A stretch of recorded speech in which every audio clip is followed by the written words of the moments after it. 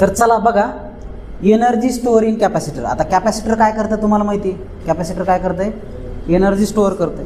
Okay, कॅपॅसिटरच्या डेफिनेशनमध्येच काय आपण म्हणतो, it is a static device which store the static charge. Okay, हे काय करतंय, चार्ज स्टोअर करतंय. आता कॅपॅसिटर तुम्हाला माहिती आहे, ह्याच्यामध्ये काय असते, एक पॉझिटिव्ह प्लेट असते आणि एक निगेटिव्ह प्लेट असते. याच्यावर पॉझिटिव्ह प्लेट जमा होते, याच्यावर निगेटिव्ह प्लेट जमा होते आणि निगेटिव्ह चार्ज आणि पॉझिटिव्ह चार्ज जमा होतो. मधात असतं डायइलेक्ट्रिक मीडियम.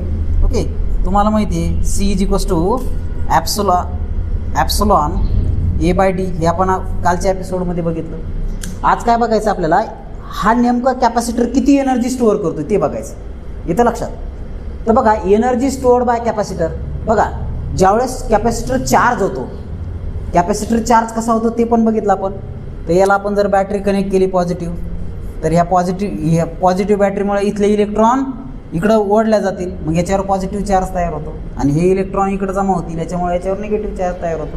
ते आपण बघितलं.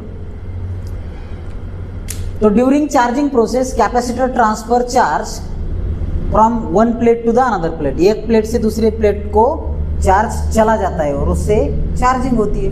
तो चार्जिंग होते वक्त कितनी एनर्जी कैपेसिटर स्टोर कर सकता है या करता है, ये अपने को देखना है. तो इसका फार्मूला अपने को ऑलरेडी मालूम है.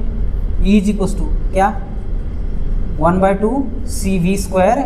It is in joule. Joule क्या है, उसका यूनिट है एनर्जी. तर ते बघायचं आपल्याला किती होतो. तर पहिले बघा, स्टेप्स बघा. The potential difference between two plate is V is equals to Q/C. Q म्हणजे काय, चार्ज ऑन प्लेट. C म्हणजे काय, कॅपॅसिटन्स ऑफ प्लेट. तर V इज इक्वल्स टू काय असते, Q/C असते. V is equals to Q/C. मग वर्क डन बघा, एक चार्ज इथून इथं जायला काहीतरी वर्क डन होईल ना, ते वर्क डन का असेल, V × QD. V × QD. मग आता V ची व्हॅल्यू तुम्हाला माहिती, V म्हणजे पोटेन्शियल डिफरन्स, Q/C टाका. dq म्हणजे काय, डिफरन्शिएशन ऑफ चार्ज. dq म्हणजे काय, डिफरन्शिएशन. याचं डिफरन्शिएशन याचा छोटा पार्ट घेतला, याचा छोटा पार्ट घ्यावा लागेल तुम्हाला. एक चार्ज आपण कन्सिडर करू. मग ओव्हरऑल वर्क डन म्हणजे पूर्ण कॅपॅसिटर चार्ज व्हायला काय करावं लागेल, integration from 0 to Q. From 0 to Q. तर ही जी व्हॅल्यू आहे, integration from 0 to Q, Q/C × dq. तर मग आता इंटिग्रेशन करा, तर 1/C कॉन्स्टंट बाहेर निघेल. याचं इंटिग्रेशन काय, Q/2. Q/2 Q². Q/2. मग अप्पर लिमिट आणि लोअर लिमिट जर लावलं तर काय येईल, 1/2 C × Q². पण आता Q² आलं, पण Q काय असतं रे, Q is equals to C × V. Q is equals to C × V. तर ह्या Qच्या जागेवर C × V करा, तर याचा वर्ग टाका. तर हे काय आलं होतं, 1/2 C. तर हे C कटल, याचा वर्ग आल्याच्या नंतर एक C इथं कटल. बघा, एक स्टेप वाढवतो आपण, 1/2 CV 2C × C² V². तो ये C के साथ ये कटेगा, तो बचेगा क्या, 1/2 CV².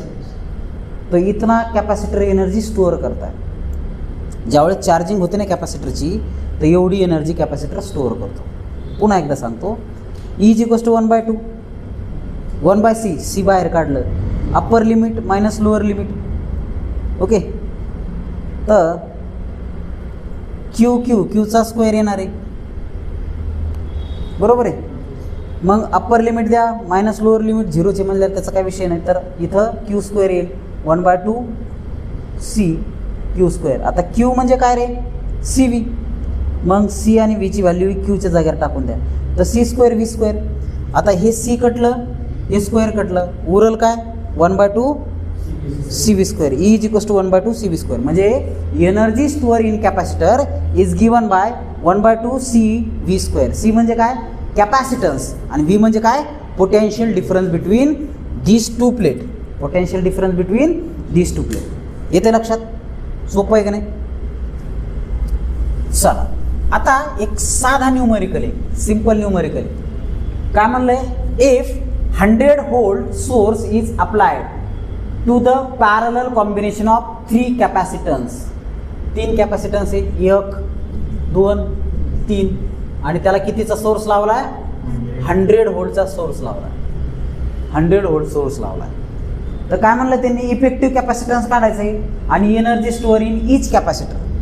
तर पहिले तर काय करायचं? इफेक्टिव्ह कॅपॅसिटन्स काढायचे, आणि नंतर दुसरं काय म्हणलंय? Energy store in each capacitor. आता डायरेक्ट आन्सरकडे जाऊ आपण. गिवन वगैरे लिहिलं नाही आपण इथं, पण डायरेक्ट आन्सरकडे जाऊ. तुम्ही स्टेपमध्ये गिवन वगैरे लिहू शकता. तर पॅरलल कॉम्बिनेशनमध्ये काय होतं बेटा? ॲडिशन होते. Okay, CP is equals to C1 plus C2 plus C3. मग याची व्हॅल्यू पहा, 2 मायक्रोफॅरेड 4 मायक्रोफॅरेड 8 2 4 आणि 8 मायक्रोफॅरेड.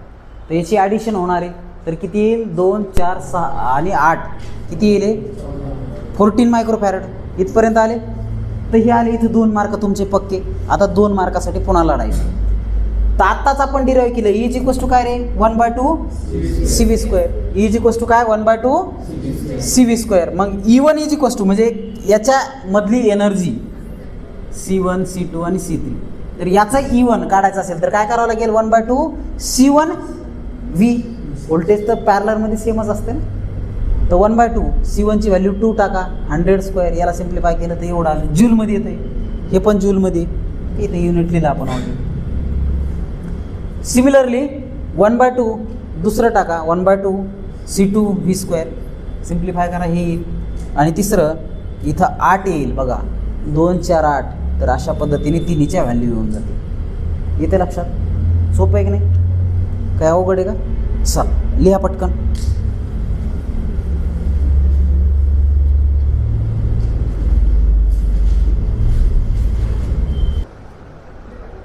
चला, चार्जिंग ऑफ कॅपॅसिटर कशी होती ते बघायचं. आता तुम्ही बॅटरीला चार्ज करता ना, कॅपॅसिटर आणि बॅटरीची चार्जिंग जवळपास सारखीच होती. ओके, त्याच्यामध्ये वेगळं असं काही नाही.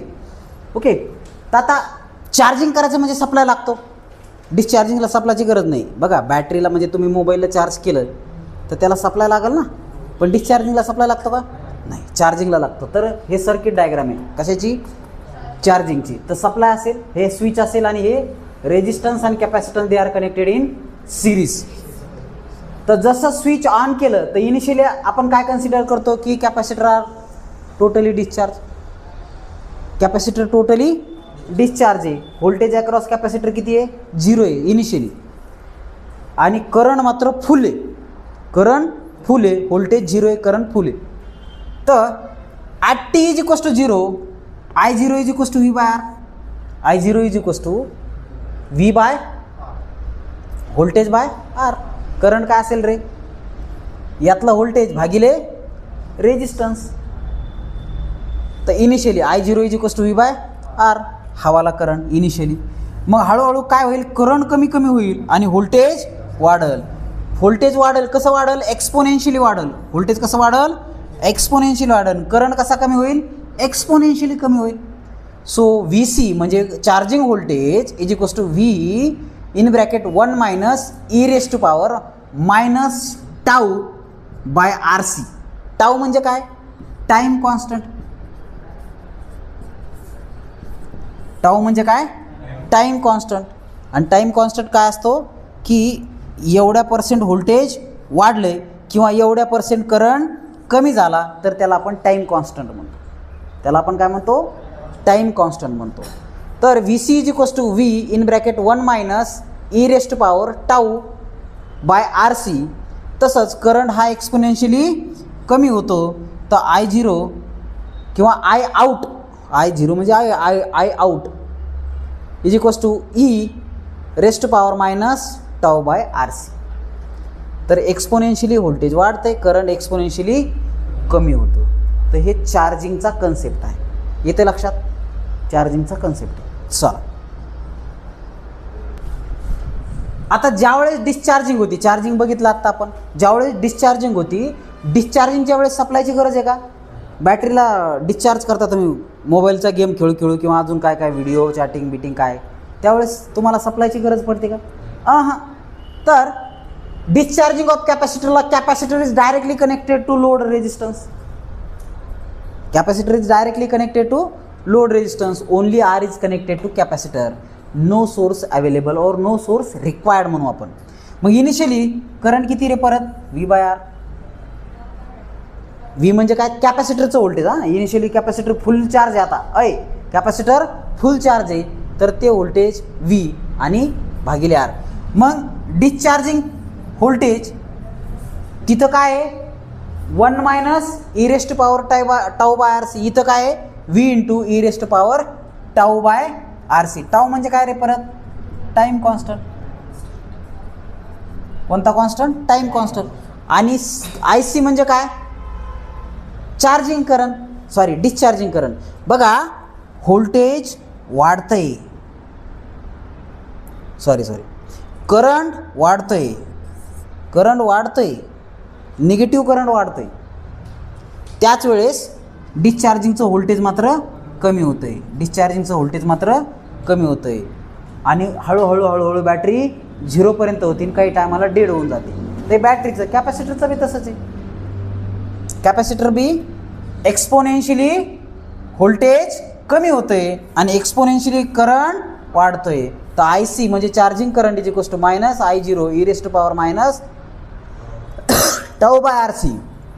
आणि VC म्हणजे charging voltage is equals to V into e raise to power minus tau by RC. तर हे चार्जिंग आणि डिस्चार्जिंगचं तुम्हाला विचारतात. कर्वेचर तरी विचारतात. ओके, हे लक्षात ठेवा. तर याचा कर्वेचर कसे आहेत? दोन्ही अशा पद्धतीने. एक व्होल्टेज एक्सपोनेन्शियली वाढते, करंट एक्सपोनेन्शियली कमी होतोय. इथं व्होल्टेज एक्सपोनेन्शियली कमी होते, करंट एक्सपोनेन्शियली वाढते, पण डायरेक्शन निगेटिव्ह आहे. हे लक्षात घ्या. येते लक्षात? So this is charging discharging curvature. अतिशय महत्त्वाचं आहे. सो राईट डाऊन, लिहून घ्या.